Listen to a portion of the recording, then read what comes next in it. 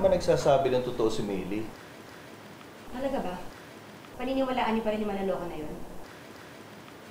Iniisip ko nga yung mga sinabi niya. Totoo naman. Hindi natin siya tinanggap, kaya naghanap siya ng ibang matatakbuhan. Pero sapat na ba na rason yun para sumama siya sa polis na yun, Ma? Hindi rin naman sapat yun para paratangan natin siya na may relasyon sila. Gipit siya at naghanap ng ibang matutuluyan. Oh my God! Ma! Nabubulagan ka lang eh.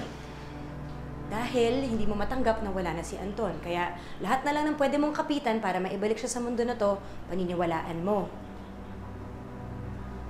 Ano na naman ba ang gusto mong palabasin? Na ang batang idinadala ni Meili ang papalit kay Anton. Tama ba? At ano naman ang masama doon? Baka nga, bigay ito ng Diyos sa atin. Kaya lang fake news nga, May, di ba? Dahil hindi naman anak ni Anton ang dinadala ni Meili. Kaya please, tigil-tigilan mo na to. Hindi ako papalit na maloko tayo ulit ng babae na yan. No way! Huwag ka nga magwala dyan. Mamaya marinig ka ng anak mo eh.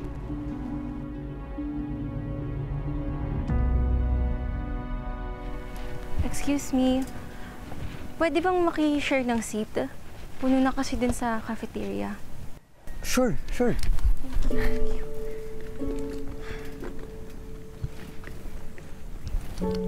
So, anong tingin mo sa school namin? Okay naman. Ba't parang problematic ka pa rin? Paano ko ba sasabihin? Ang hirap kasi. Kala ko ba, friends tayo? Pero magulo kasi yung pamilya namin. Lalo na nung namatay si Dad. I can relate. Namamatay lang din kasi ni Noning eh. Ano? Ninong ko, may Oh, uncle. okay. Parang simula nung mawala siya, parang nagkagulo-gulo na rin yung family ko. Kaya nga eh, minsan wini-wish ko na sana bumalik na lang sa normal lahat.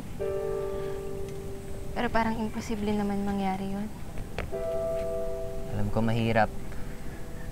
Pero kailangan nating tanggapin na lang. Kasi pamilya natin sila. Kahit anong mangyari, we have to stick together. Diba? Siguro kaya tayo nagkakilala. Parehas kasi tayo ng pinagdaraanan. At saka, ang gaan din sa pakiramdam na may nakakaintindi sa'yo. Kaya huwag ka na malungkot. Good vibes lang.